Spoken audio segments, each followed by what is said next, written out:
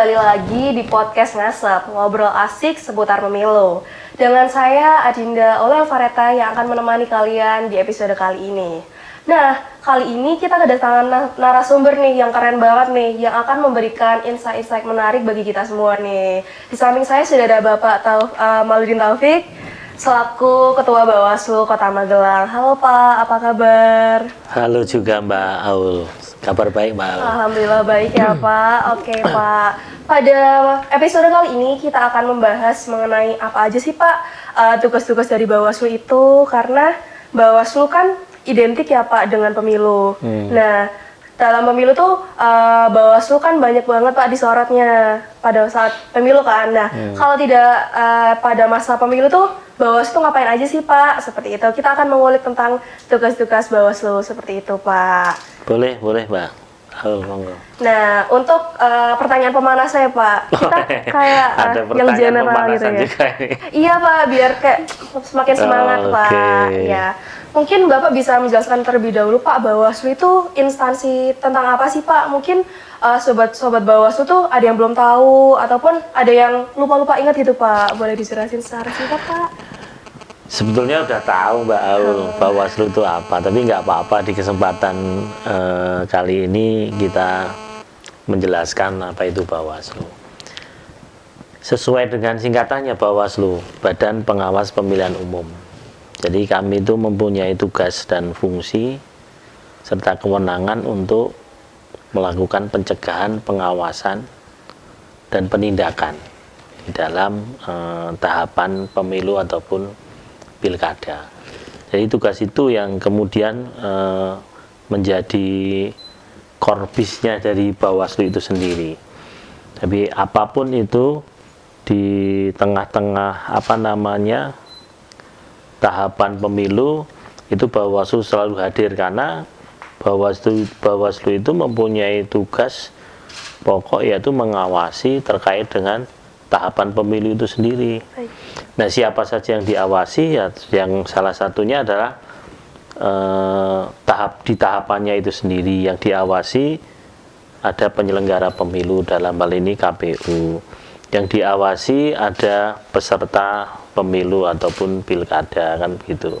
Nah, ini yang menjadi fokus daripada pengawasan Bawaslu itu sendiri. Jadi pada intinya Bawaslu itu punya fungsi yang pokok, korbisnya adalah pengawasan daripada tahapan pemilu. Baik Bapak. Oke, untuk next questionnya itu, Bapak kan sebagai Ketua Bawaslu di Kota Magelang nih Pak. Nah, di Kota Magelang kan dinamikanya kan beragam nih Pak, cukup padat. Nah, pandangan Bapak sebagai Ketua tuh ada rasa menegangkannya nggak sih Pak, atau seru-seruannya menjadi Ketua Bawaslu Kota Magelang ini? Seru Mbak. Seru. Saya diamanai, jadi Ketua. Saya mau ceritakan sedikit biar nggak salah persepsi. Jadi kalau di Bawaslu itu ada mekanisme rapat pleno, kan gitu. Jadi ketua di masing-masing kabupaten kota termasuk di Kota Magelang itu dipilihnya melalui rapat pleno. Rapat pleno siapa? Rapat pleno anggota Bawaslu di kabupaten kota tersebut. Misalnya kalau di Kota Magelang kita ada 3 pimpinan. Nah, 3 pimpinan itu melakukan rapat pleno untuk memilih ketua, kan gitu. Cuma bedanya kalau di Kota Magelang itu karena 3 komisioner, sehingga ketua itu harus membawahi kordif juga, membawahi divisi juga. Dalam hal ini divisi sumber daya manusia dan organisasi, kan begitu. Berbeda dengan yang di jumlah komisionernya 5 misalnya, itu ketua tidak memegang divisi. Jadi ketua itu tugasnya hanya ansih ketua saja, kan gitu. Berarti double job ya Pak? Ada perbedaannya, kan, ada perbedaannya sedikit di situ.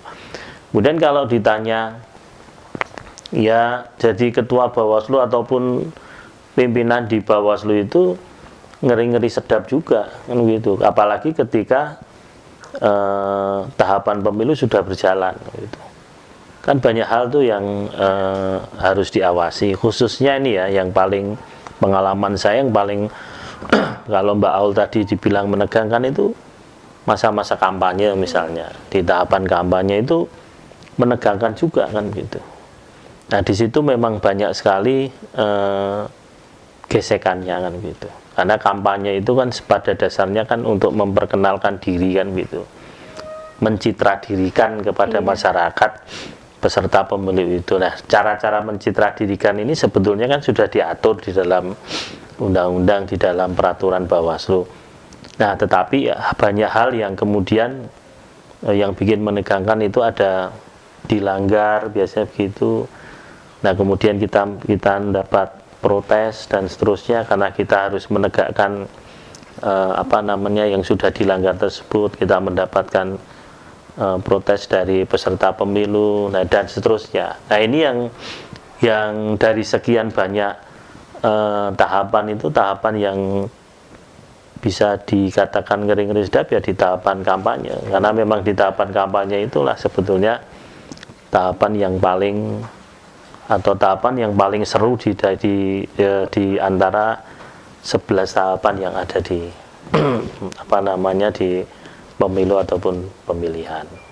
Kalau contoh kampanye Pak yang paling menegangkan banget itu contoh kasusnya itu seperti apa sih Pak? Kalau di Kota Magelang iya. itu banyak juga yang menegangkan gitu. Jadi misalnya yang paling sering itu, nah ini bisa menjadi bahan koreksi atau bahan nanti kedepannya biar lebih bisa diperbaiki, misalnya terkait dengan pemasangan alat peraga kampanye. Itu kan banyak juga menimbulkan permasalahan gitu. Salah satu permasalahannya kan Bawaslu harus menegakkan SK yang dibuat oleh KPU untuk penempatan alat peraga kampanye. Nah ini di mana peserta pemilu ataupun pemilihan ini sering banget dia memasangnya itu di luar daripada ketentuan-ketentuan yang dimaksud itu, sehingga Bawaslu harus ada masa-masa untuk penertiban alat peraga kampanye.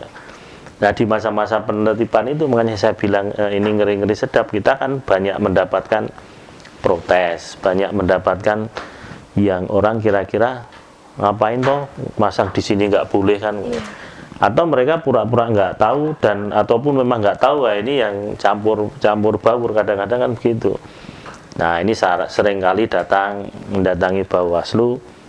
Ya sebenarnya kalau di Bawaslu mendatangi dengan dengan hal yang baik itu kita juga, tapi kadang-kadang kan mereka karena merasa dirugikan, mereka datang itu dengan membawa sedikit emosi kan gitu. Tapi bagi kami hal itu harus kita kita elaborasi supaya kita sendiri juga nggak ikut larut di dalam emosional tersebut. Kita sampaikan, kita jelaskan terkait aturannya yang jelas. Dan di beberapa beberapa pemilu yang belakangan ini, kemarin misalnya itu mereka mau kok sebetulnya kalau dipahamkan seperti itu. Baik Bapak kan tadi mengatakan selain menjadi Ketua Bawaslu Kota Magelang, menjadi Ketua Divisi juga ya bagi SDM dan organisasi ya Pak? Iya. Nah itu tuh keseharian Bapak tuh melakukan apa aja sih Pak job desk-nya kalau menjadi Kordiv tersebut? Nah sebenarnya Kordiv SDM itu kalau saya pinjam dari istilah dari provinsi begitu ya, kita sering mengadakan rakor dengan provinsi itu, provinsi sering nyebut kalau SDM itu adalah dapurnya kan gitu. Jadi SDM itu yang kokinya kan gitu kira-kira, yang memasak itu di dalam apakah nanti di dalam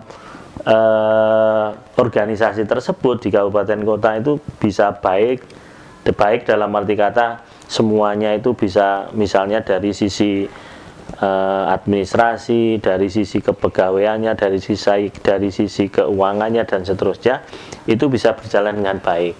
Jadi sebetulnya SDM itu selain, tapi orang kadang-kadang lah SDM-nya apa gitu. Padahal itu malah saya baru merasakan justru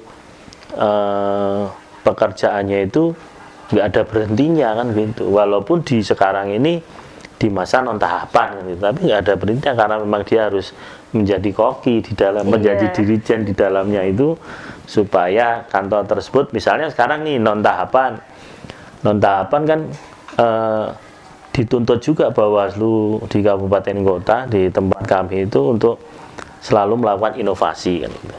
Nah ini juga harus kita sampaikan inovasi tersebut. Mau inovasi apa ini? Kita melakukan Goes to School misalnya, Goes to Kampus, ataupun teman-teman melakukan ya podcast seperti ini kan gitu sebagai upaya sosialisasi dalam bentuk bentuk lain, bentuk digital dan seterusnya. Ini kan salah satu upaya juga, makanya saya ucapkan terima kasih kepada Universitas Tidar Magelang khususnya di jurusan ilmu komunikasi yang alhamdulillah pada hari ini bisa menyelenggarakan podcast asep kan gitu dengan Bawaslu. Kira-kira itu Mbak. Jadi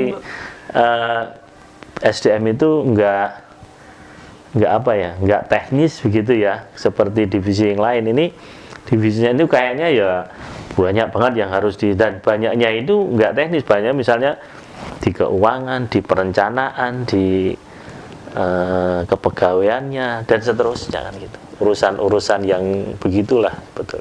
Baik Bapak, kan tugasnya kan banyak sekali kan Bapak kan yang memasak gitu kan. Nah, ada nggak sih Pak tantangannya tersendiri Pak menjadi Kordif? Kalau tantangan, saya pikir semua divisi itu sebagai Kordif itu tantangannya banyak juga, ada juga, bukan banyak tapi ada. Saya di periode pertama jadi divisi, jadi Kordif penanganan pelanggaran dan penyelesaian sengketa.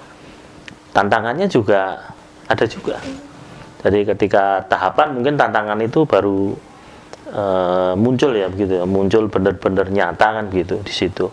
Kita diuji, kita ditantang sesiap apa kita melakukan menghadapi tahapan-tahapan itu, khususnya waktu itu terkait dengan penindakan kan gitu. Nah sekarang diamanai oleh teman-teman jadi ketua dan Kordif SDM kan gitu. Nah tantangannya sekarang justru kalau kemarin kita pikir tantangannya akan lebih ringan, tapi ternyata enggak faktanya. Sama saja ya Pak? Iya sama aja. Ternyata ngurusi perencanaan keuangan, ngurusi yang ini nanti cukup apa enggak dan seterusnya itu juga pusing juga kan gitu. Iya. Nah, enggak segampang seperti seperti yang biasa kita pikirkan kan gitu. Ngurusi staf misalnya, belum lagi ngurusi hal-hal lain. Kita di Kota Magelang misalnya juga ada beberapa hal, misalnya harus ada pergantian, misalnya ada pergantian koordinator lestarian, nah kita juga harus mengurus itu. Nah jadi banyak hal juga yang harus dilakukan di sumber daya manusia. Terdengarnya lebih ribet ya Pak, banyak sekali jobdesknya Bapak. Ribet gitu loh. Udah double job, jadi ketua, jadi ini tambah kayak wah keren banget Bapak.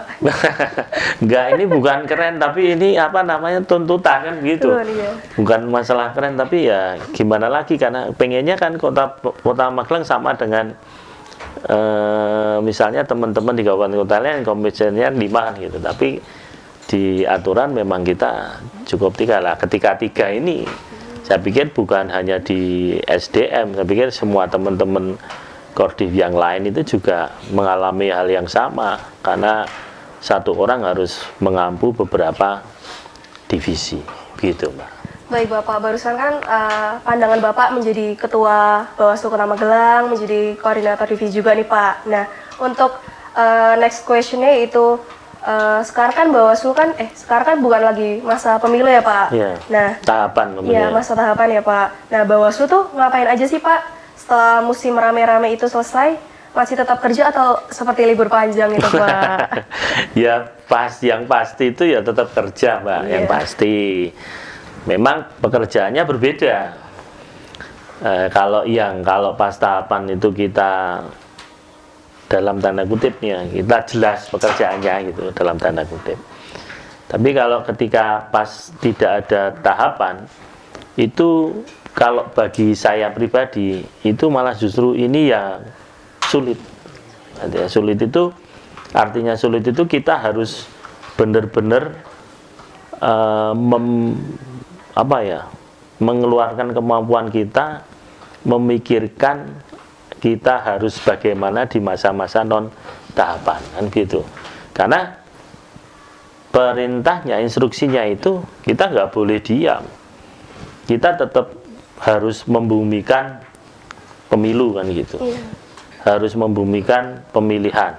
Nah, membumikan pemilu dan pemilihan itu kan dengan cara meningkatkan literasi misalnya pencegahan kan gitu. Literasi tentang penanganan pelanggaran. Literasi tentang penyelesaian sengketa. Nah, itu harus selalu ditingkatkan di internal gitu. Itu harus ditingkatkan supaya apa? Di masa yang non tahapan ini justru dijadikan sebagai kita itu belajar kan gitu kira-kira. Ikut belajar gitu ya, Pak? Kita belajarnya di sini ketika non tahapan gitu. Tapi begitu kita tahapan kita kan praktek gitu ya. Iya. Jadi kalau kita ini masa-masa ini kita nggak manfaatkan untuk belajar kan gitu, jangan-jangan nanti ketika praktek malah gagap kan gitu. Iya. Nah, jadi kalau saya boleh ngomong justru non tahapan ini kita itu dianjurkan untuk belajar itu tadi. Belajarnya seperti apa? Ya peningkatan kapasitas di internal. Itu yang pertama, yang terkait yang internal, belajar. Belajar apapun tentang pemilu dan belajar menghadapi pemilu pilkada di tahun-tahun selanjutnya. Yang kedua juga membumikannya itu tidak hanya di internal tapi juga di eksternal kan gitu, di masyarakat. Nah, di non tahapan ini ya kita tahu semua kan kalau non tahapan itu memang tidak ada anggaran yang mendukung kegiatan tersebut. Jadi kita harus inovasinya di situ. Makanya kita buat misalnya Goes to School, Goes to Campus kan gitu. Terus kita beberapa kerjasama MOU dengan perguruan tinggi, dengan instansi yang terkait lainnya. Ini tadi juga saya baca sudah ada tawaran kerjasama dengan OPD yang anak dan perempuan itu, yang DP anak 4KB. DP 4KB. Iya. Nah, kita tinggal nanti kita bahas, kita kerjasama di situ, itu kaitannya dengan anak. Nah, seperti itu. Jadi kalau sasarannya misalnya ke kampus, ke sekolahan itu sasarannya untuk pemilih pemula gitu. Nah, supaya juga memotong juga sebetulnya kalau saya selalu bilang itu, kalau teman-teman di sekolah, di kampus itu sebenarnya kami itu punya upaya biar pemilunya itu lebih baik dan lebih bersih lagi. Karena makanya kita berikan literasi tentang kepemiluan. Misalnya tentang money politik. Jahatnya money politik misalnya kan. Contohnya itu yang paling sering kita berikan supaya pemilunya bisa berjalan dengan baik kan. Baik dalam arti kata yang sebenarnya tidak ada permasalahan terkait dengan money politik, dengan ujaran kebencian, kampanye hitam dan seterusnya. Baik Bapak, tadi kan Bapak kan cerita ada sosialisasi ke kampus dan ke SMA ya Pak? Iya. Nah itu tuh secara kegiatannya tuh rutinan atau gimana sih Pak? Apa ada targetnya tiap bulannya? Sebetulnya kita pengen rutin ya. Kita itu pengen rutin, jadi berbagai macam cara itu kita usahakan. Contoh misalnya, kalau untuk yang di sekolahan itu kami selalu mengirimkan surat kepada sekolah-sekolah supaya kita juga bisa diterimakan di situ. Terus yang kedua misalnya kita langsung menghubungi kalau SMA itu ke cabang dinas pendidikan. Kalau di Kota Magelang itu ada yang ngurusi SMA itu, menghubungi daripada kepalanya kan gitu, supaya kita bisa mendapatkan waktu untuk diberikan waktu untuk melakukan sosialisasi tentang kepemiluan. Misalnya begitu. Kita selalu sampaikan itu.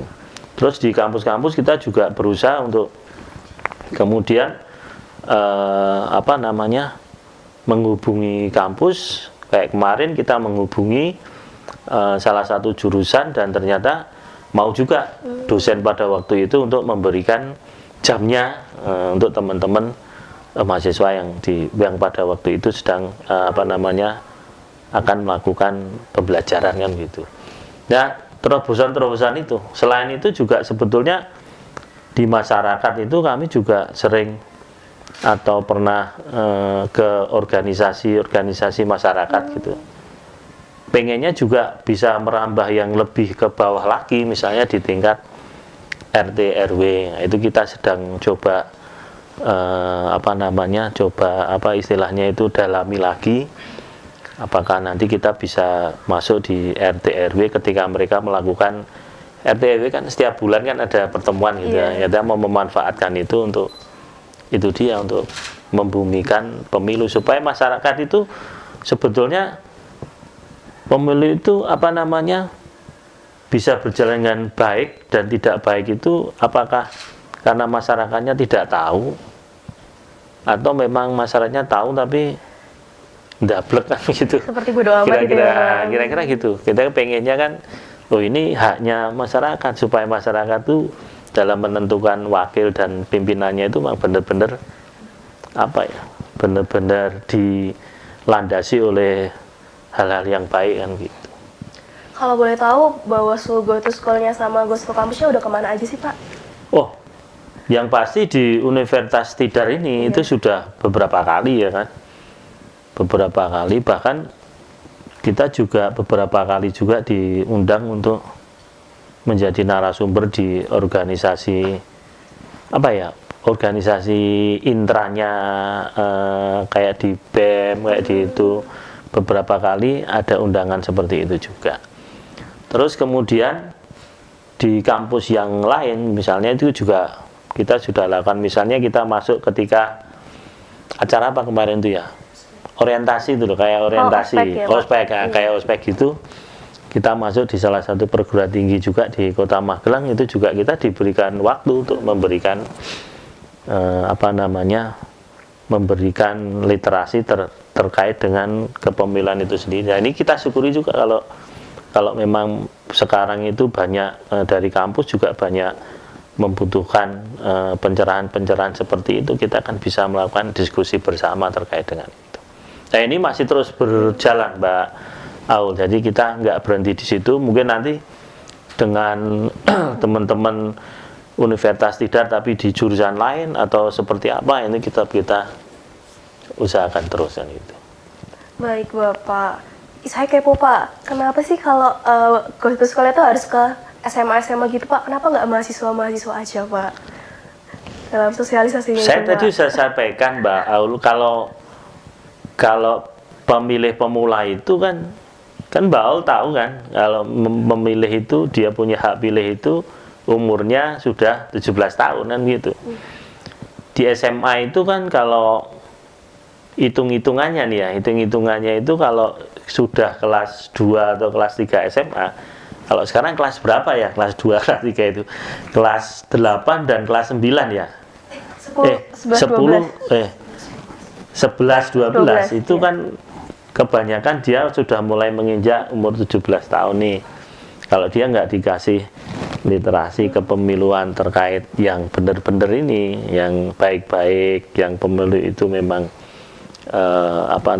bisa disandarkan untuk sebuah harapan dan seterusnya, itu mereka nanti dikhawatirkan juga akan merepetisi lagi, mengulang lagi terkait dengan pemilu-pemilu yang misalnya ini ya, yang nggak baik itu. Jadi kita itu sebetulnya mau memotong supaya teman-teman yang sekarang yang di SMA itu yang notabene-nya mereka itu 17 tahun pemilih pemula itu supaya mengetahui juga dengan baik terkait dengan pemilu. Baik, Bapak. Tadi kan Bapak kan selain sosialisasi kan ada juga edukasi nih, Pak. Nah, kalau untuk internal kan ada penguatan kapasitas nih, Pak. Kalau untuk eksternal itu seperti apa sih, Pak, edukasi dari Bawaslu sendiri? Edukasi untuk eksternal itu biasanya lebih kepada lebih kepada pencegahan, literasi tentang pencegahan kan banyak nih. Pengawasan partisipatif misalnya, kita mengajak masyarakat umum siapa saja yang punya hak pilih, yang sudah punya hak pilih itu bisa melakukan upaya-upaya pengawasan partisipatif. Banyak, misalnya dengan pramuka misalnya, ada juga dengan disabilitas. Kita juga pernah undang juga dengan disabilitas itu supaya apa ya, supaya mereka itu tadi balik lagi ke supaya pemilunya itu menjadi lebih baik, harapannya menjadi lebih baik dengan kita memberikan hal yang baik-baik terkait dengan pemilu dan pemilihan. Hal yang baik ini kan banyak ya sekarang ya, misalnya contohnya politik uang lah ya. Politik uang itu kan hal yang enggak, sampai hari ini saja kan masih selalu menyisakan ya, menyisakan hal-hal yang tidak baik lah, residunya itu masih terus ada kan setiap saat. Nah itu kita pengen kalau terus menghilangkan kan kira-kira ya itu agak susah, tapi setidaknya dari generasi ke generasi itu bisa lambat laun terkikis gitu loh. Karena ini penting, kita bisa saksikan betapa bahayanya kan dampak efek dari politik uang itu sendiri. Terus kemudian yang lain misalnya terkait dengan hak dan kewajiban, misalnya hak, misalnya memilih itu kan hak. Nah, bagaimana caranya masyarakat itu menggunakan hak pilihnya yang baik kan? Supaya tidak terpengaruh oleh hal-hal yang diarahkan ya kan? Ada intimidasi. Nah ini kan perlu ada penguatan kan di eksternal, penguatan yang ternyata pemilu itu begitu loh, nggak hanya sekedar bahasanya itu rutinitas 5 tahunan kan, enggak. Jangan-jangan kita hanya dicap wah ini rutinitas 5 tahunan, makanya banyak teman-teman dari kalangan mahasiswa misalnya yang AB kan dengan pemilu 5 tahun ini kok kan gitu. Nah, padahal semestinya itu justru 5 tahunan itu, tapi 5 tahunan itu membawa efek yang besar, membawa dampak yang besar. Apakah pimpinan kita itu bisa membawa kita kepada hal-hal yang lebih maju lagi, tentunya kan harapannya begitu. Nah itu konsekuensinya kan banyak, kompetensi lah, kemampuan dan seterusnya banyak banget. Baik Bapak, kan barusan kan tentang kalau kasus yang paling ramai di Magelang itu apa sih Pak, selain money politik itu Pak, yang perlu diedukasikan gitu loh supaya kayak dihindari gitu? Sebetulnya klasik ya, kalau Mbak Aul, kalau kita ditanya tentang pemilu yang paling paling apa tadi Mbak Aul? Yang paling kayak sering banget terjadi Pak. Sering banget terjadi kan klasik ya sebetulnya. Misalnya kampanye kan gitu. Kampanye masih menggunakan atau masih mengikut sertakan anak-anak misalnya. Kampanye masih selalu ada saja yang melanggar terkait dengan jadwalnya kan gitu, masih ada. Kadang masih sampai malam juga. Iya. Itu kan masih sering kita lihat kan gitu. Pemasangan alat peraga kampanye yang tidak pada tempatnya misalnya. Ataupun misalnya kita masih digiring-giring untuk mendukung salah satu calon ataupun wakil kan gitu, dengan intimidasi tentunya kan itu kan banyak. Netralitas ASN, netralitas TNI Polri kan itu kan jadi bahasan juga kan gitu, harus seperti apa. Jadi masyarakat juga harus paham. Nah supaya masyarakat paham itu sebetulnya bukan hanya menjadi tugas Bawaslu saja untuk memahamkan itu.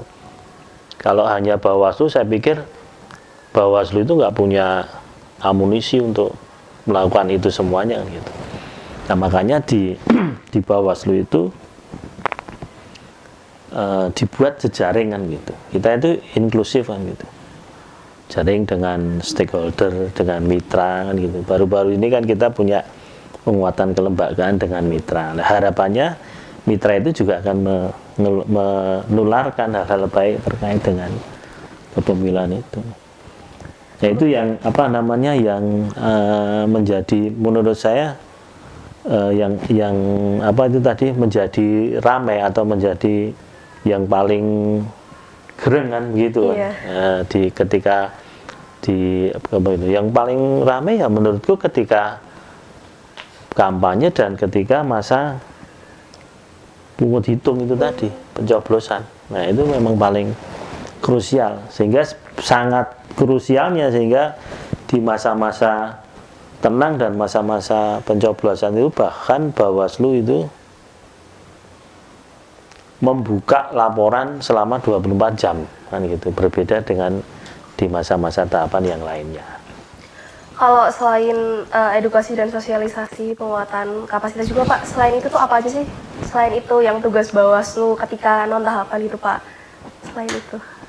Selain meningkatkan tadi meningkatkan kapasitas internal itu Iya. kan bagian dari belajar ya kan. Iya, belajar. Belajar yang harus dilakukan oleh kita semua yang ada di Bawaslu kan gitu. Nggak terkecuali pimpinan juga kan gitu. Kita belajar untuk menghadapi kan gitu. Yang selain itu kita kan juga harus melakukan sosialisasi kan gitu. Ini yang kayak seperti sekarang ini kan bentuk dari sosialisasi, salah satu bentuk daripada sosialisasi terkait dengan kepemiluan. Terus ada lagi misalnya kita itu juga ada di situ ruang misalnya menulis misalnya gitu. Menulis untuk ya namanya menulis itu kan hal baik kan gitu.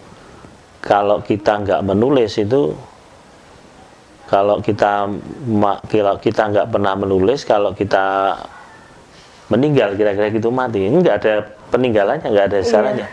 Yang namanya Taufik itu kalau kita nggak nulis, orang nggak akan ngerti kalau dia dulu pernah jadi ketua Bawaslu dan seterusnya kan gitu. Makanya harus ditulis di situ kan itu. Salah satu tulisannya kan banyak. Kami juga banyak diinstruksikan oleh Bawaslu provinsi untuk menulis hal-hal seperti itu. Misalnya pengalaman di masing-masing kabupaten kota yang menonjol misalnya dalam pemilu apa kan gitu. Apakah itu pas pemungutan, pas kampanye, atau pas distribusi logistik, atau pas pengawasan itu sendiri dan seterusnya. Nah ini kaitannya dengan supaya kita itu nggak hilang. Oh ada dokumentasinya kan gitu kira-kira. Nah itu salah satu hal yang di masa non tahapan ini juga kami melakukan itu juga selain hal-hal sosialisasi itu sendiri. Baik, kalau divisi nih Pak, yang paling sibuknya tuh pas non tahapan tuh ada nggak sih Pak divisinya yang paling sibuk gitu? Nggak ada sih. Semuanya berarti sibuk ya Pak? Semuanya nggak ada yang sibuk semua kan gitu. Makanya saya tadi bilang peningkatan kapasitas internal itu kan dari masing-masing divisi, otomatis kan kordifnya ini kan sibuk dengan sendirinya mempersiapkan kan gitu untuk pembelajaran, untuk belajar bersama itu tadi peningkatan. Belum lagi mereka juga sibuk nulis kan juga itu juga jadi Pak. Jadi sepanjang kemarin setelah pilkada selesai itu sampai hari ini itu seingat saya kita itu sibuk terus kan gitu. Sibuk ya kita berpikir bagaimana itu dia nanti kalau oke kita ke sana sosialisasi hari-hari diwarnai hal semacam itu. Nah makanya tadi saya bilang saya seneng banget ada hal lain misalnya podcast kan gitu. Nah ini syukur-syukur podcastnya juga diperbanyak supaya kita juga dalam melakukan sosialisasi ke masyarakat itu bisa lebih banyak nanti yang kira-kira bahasanya kan gitu. Dan tentunya ini kan kalau podcast gini menjangkauannya itu kan sangat luas kan gitu. Baik Bapak, untuk next question itu ada nggak sih Pak, kan ini non tahapan Pak, ada yang masih kayak lapor-lapor gitu nggak sih Pak kalau lagi non tahapan gini? Lapor-lapor kalau terkait dengan misalnya dengan penanganan pelanggaran penindakan itu kayaknya sudah nggak ada.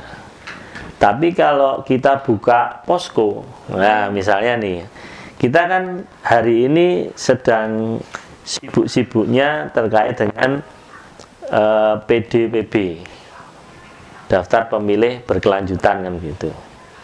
Nah ini kan kita juga melakukan hal-hal untuk pengawasan untuk PDBB tersebut kan itu data-datanya. Kita juga buka posko misalnya. Kalau misalnya ada yang itu sudah TMS tidak memenuhi syarat atau memenuhi syarat, itu kemudian Bawaslu buka posko, kalau ingin dilaporkan di Bawaslu monggo. Nah, jadi laporannya itu konotasinya tidak lagi di konotasi yang penanganan pelanggaran di tahapan, tapi laporannya lebih kepada laporan-laporan yang sifatnya itu dia PDBB. Terus yang terbaru ini ada pendaftaran, bukan pendaftaran, apa itu, partai politik itu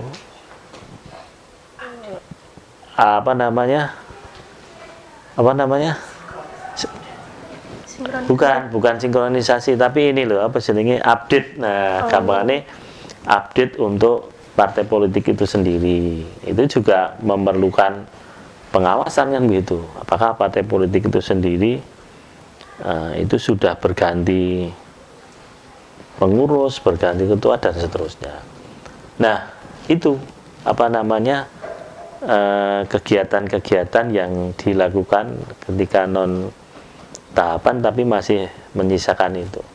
Jadi itu juga membutuhkan pengawasan. Jadi laporannya itu lebih kepada situ, tapi tidak lagi laporannya itu laporan terkait dengan hal-hal yang teknis penanganan pelanggaran. Tapi ada juga beberapa waktu yang lalu itu, ini contoh ya, waktu rame-ramenya pendaftaran CPNS ataupun P3K, itu ada beberapa yang melaporkan juga ke Bawaslu karena namanya itu tercatat di salah satu partai politik di Sipol. Ini kan bermasalah karena kan tidak boleh dia itu anggota partai politik kan. Nah, ini kita juga uruskan juga, walaupun kita sendiri itu nggak bisa kemudian menghilangkan namanya itu. Ya, kita sampaikan kepada yang berwenang, misalnya KPU ataupun kepada partai politik itu sendiri supaya memohonkan untuk bisa dihapuskan gitu. Nah, tetap kalau yang laporan-laporan terkait yang begitu, pada prinsipnya masih tetap sama, kita nggak boleh menolak laporan, menolak aduan ataupun menolak hal-hal yang sifatnya sifatnya diperlukan oleh mereka. Terus satu hal lagi, kita kan punya PPID juga ya. Beberapa teman-teman mahasiswa itu kalau mau melakukan penelitian ataupun membuat skripsi itu kan sering, kalau judulnya ada hubungan dengan kebawasluan, itu kan sering ke Bawaslu. Mereka juga mengajukan permohonan untuk mendapatkan data. Nah, permohonan ini kan karena masuk di PPID ya, sebegitu. Jadi ada permohonan. Jadi kita tetap menerima gitu, tapi nggak menerima laporan yang sifatnya misalnya pidana ataupun administratif, enggak. Tapi tetap ada orang yang kemudian datang ke Bawaslu untuk sekedar bukan informasi atau membutuhkan data dan seterusnya. Baik Bapak, tadi kan sempat menyinggung tentang kayak ada data-data yang tidak sesuai gitu Pak. Nah, kalau misal kita mau melaporkan tuh, kita yang melaporkan Pak Bawaslu yang sudah tahu, kayak misal ini umur segini tapi udah meninggal kok, tapi masih ada gitu, apa gimana Pak? Kita yang melapor atau Bawaslu yang sudah tahu Pak dan mendatangi gitu Pak? Kita itu kadang istilahnya jemput bola kan gitu. Jadi syukur alhamdulillah kalau mereka mau menginformasikan itu ke Bawaslu. Tapi kebanyakan kita yang melakukan jemput bola, tapi bentuknya itu mitra dan stakeholder yang kadang suka memberikan informasi kan gitu. Oh, tetangga saya ada yang sudah meninggal kan itu, si A, si B, si C ya. Nah, kemudian cari informasi terkait orang tersebut, tinggalnya di mana, syukur-syukur kalau bisa mendapatkan fotokopi KTP-nya itu akan lebih. Nah, seperti itu. Jadi kita banyak mendapatkan informasi terkait, tapi informasi ini biasanya lebih banyak terkait orang yang meninggal selama ini. Tapi kalau untuk informasi yang alih status TNI Polri, yang pensiun ataupun sebaliknya yang masih TNI Polri, itu memang jarang masyarakat itu melaporkan itu. Padahal itu juga mestinya harus dilaporkan karena mereka kan sudah, kalau jadi TNI dari sipil jadi TNI Polri sudah TMS kan gitu. Tapi kalau sebaliknya dari yang sebelumnya itu nggak punya hak jadi punya hak kan gitu. Nah ini apa namanya, termasuk dalam tugas Bawaslu itu tadi, syukur-syukur masyarakat mau memberikan informasi tersebut. Tapi kalau tidak mau, kadang-kadang kita punya terobosan misalnya ke Pak Lurah misalnya, kalau di sini ke kelurahan minta data kan gitu. Ya bahasanya bukan minta data tapi dibukakan data, apakah ada yang pindah masuk pindah keluar yang dari TNI Polri apa pensiun yang gitu. Nah baru di situ kita akan dalami kalau memang itu benar. Nah setelahnya itu disampaikan ke KPU saran perbaikan, sinkronisasi, ada ruangannya sendiri, ada forumnya sendiri. Nah, terkait hal-hal tersebut sebagai masukan untuk supaya kalau konteksnya daftar pemilih berkelanjutan, supaya kita punya daftar pemilih yang baik kan gitu. Berarti untuk daftar pilihnya itu kemungkinan kecil nggak sih Pak? Misal ada orang yang misal udah meninggal tapi belum dilaporkan tapi masuk daftar pilih, itu kemungkinannya kecil atau gimana ya Pak? Dulu kan kayak sempat ada isu-isu gitu Pak. Sebetulnya kalau saya pribadi nih ya, kalau saya pribadi ringkas saja lah sebenarnya. Kalau kita dapat informasi seperti itu tinggal dicoret saja kan selesai kan gitu. Tapi ternyata aturan yang ada di teman-teman KPU itu tidak begitu. Jadi kita melaporkan itu kita harus datanya itu harus disampaikan juga, harus komplit juga masa gitu. Karena nggak tahu ya, di tempat kita ini di Indonesia ini KPU-nya baru mau men-TMS-kan itu kalau orang meninggal, kalau sudah ada surat dari Disdukcapil misalnya kan gitu. Jadi akan selalu, kalau yang Mbak Aul sampaikan itu menarik sebetulnya. Kenapa di Magelang katakanlah itu, atau di Indonesia itu selalu ada isu orang yang sudah meninggal tapi masih masuk di daftar pemilih. Ya itu jawabannya. Coba dia itu dalam hal ini teman-teman KPU kemudian mau langsung mengkat itu kan, itu kan menurut saya malah lebih mudah lagi kan gitu. Yang penting mungkin yang memberikan laporan itu yang mempertanggungjawabkan atas laporannya kan. Nah ini kadang-kadang begitu. Walaupun itu juga nggak dibenarkan juga kan, misalnya orang yang sudah meninggal kok masih dicatat di situ. Ada orang yang jadi ada masalah sebetulnya di pencocokan dan penelitiannya. Contoh misalnya ada keluarga yang anaknya sudah menjadi TNI atau Polri masih tercatat juga, padahal sudah menjadi TNI Polri kan. Berarti kan proses coklitnya itu kan, nah ini dipertanyakan sampai di rumahnya enggak kok bisa seperti itu kan gitu. Apa hanya formalitas saja? Nah ya, itu Pak? dia. Jadi itu sebetulnya hal yang menurut saya memang termasuk juga hampir mirip dengan kalau di Bawaslu itu dengan politik uang. Tapi kalau di teman-teman sebelah itu permasalahan yang nggak kunjung selesai, yaitu daftar pemilih. Baik Bapak, untuk pertanyaan terakhir nih Pak. Sudah terakhir? Iya Pak. Harapan Bawaslu untuk masyarakat supaya makin siap, sadar, dan terlibat dalam pemilu yang akan datang itu seperti apa sih Pak harapannya? Harapannya banyak sih Mbak, supaya masyarakat itu kalau bahasa saya bisa menggunakan hak pilihnya dengan baik, dengan benar, jujur, tanpa ada intimidasi, tanpa ada mobilisasi. Nah, mobilisasi ini kadang-kadang disertai dengan politik keuangan gitu.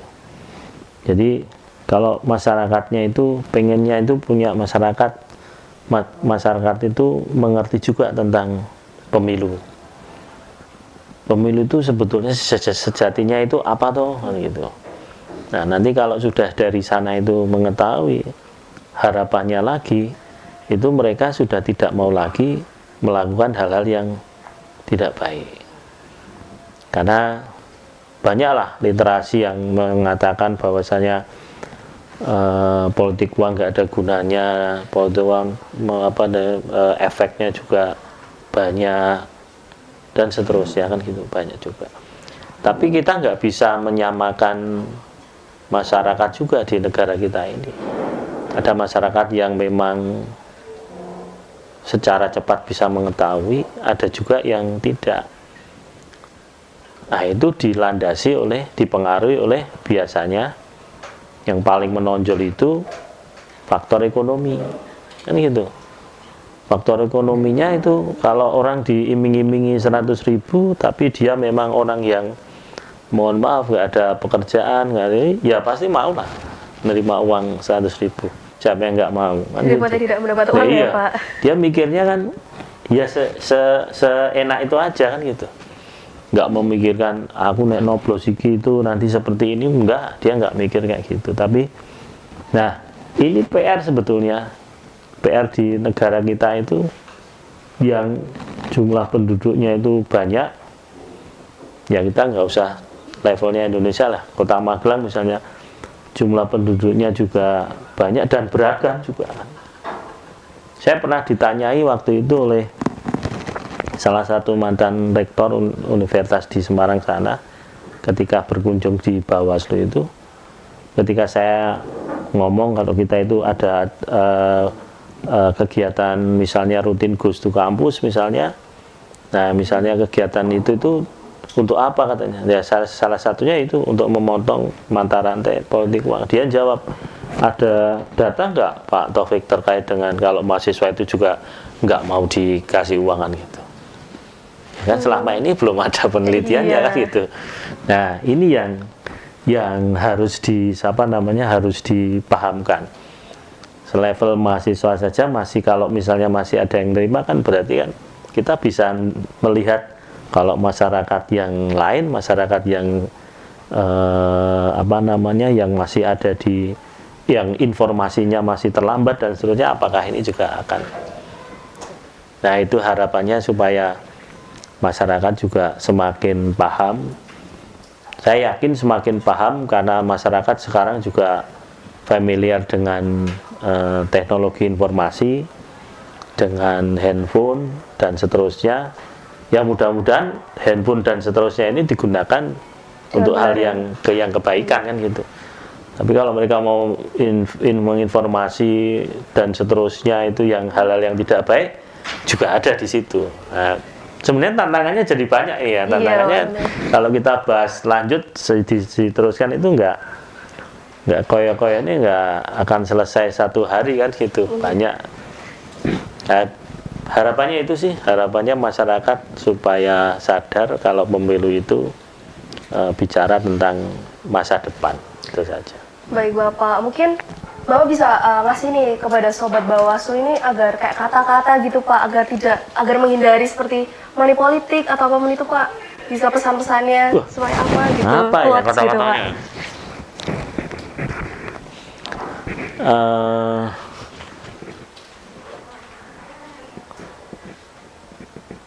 Gini aja, sahabat Bawaslu dimanapun Anda berada, hari ini terima kasih yang pertama untuk Universitas Tidar Magelang karena kita sudah difasilitasi. Yang kedua, jangan lupa pemilu itu terkait dengan masa depan kan gitu. Dan yang terakhir, saya cukup mengatakan bersama rakyat awasi pemilu, bersama Bawaslu tegakkan keadilan pemilu. Saya kira itu Mbak. Baik Bapak, terima kasih banyak ya Pak Taufik atas kesempatannya untuk hadir menjadi narasumber di podcast kali ini Pak. Semoga episode kali ini tuh bisa membantu sobat Bawaslu memahami apa aja yang dikerjakan di Bawaslu. baik saat pemilu maupun di masa non pemilu. Oke, itu aja Pak untuk episode hari ini. Terima kasih pada penonton semuanya yang sudah mendengarkan obrolan kita di podcast Ngasep kali ini. Saya Adinda Ola Fareta, pamit undur diri. Sampai ketemu di episode selanjutnya. Bye-bye. Terima kasih Bapak. Terima kasih. Ya.